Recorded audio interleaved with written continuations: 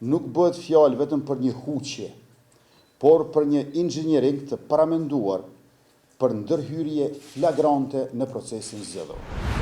Ajo që ka ndodhi me 12 tetor rreth raportimeve për Mitrovicën duhet hetuar e hulumtuar.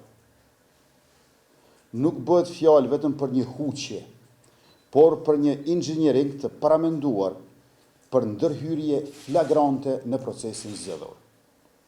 Exit pollet e prezantuara gabimisht me 16 pikë të përqindjes, dallim e më tepër se aq nga më shumë se një organizat dhe për të njëjtën komunë, dhe postimi i lajmeve të rreme se kush ishte fituesi ende pa u mbyllur vendvotimet, nuk janë thjesht një huqje. Kjo është cenim i demokracisë, i zgjedhjeve të lira dhe integritetit e i sigurisë të shtetit tonë. I ftoj organet e drejtësisë dhe të sigurisë që të merren me këtë çështje.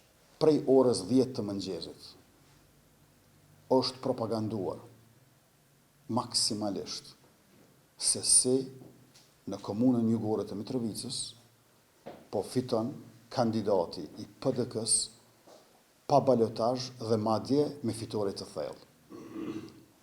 Minimalisht për 16 pikë të përqindjes ka pasur huqje. Por këto huqje kanë qenë të njëjta nga disa burime dhe në të njëjtën komunë. Kjo do të thotë se ka diçka unike si për tyre, por i përket organeve të drejtësisë dhe të sigurisë që ta hetojnë e hulumtojnë këtë cenim të integritetit të shtetit, të sigurisë së shtetit, përveç se natyrisht të votës së lirë të qytetarëve dhe të zgjedhjeve demokratike.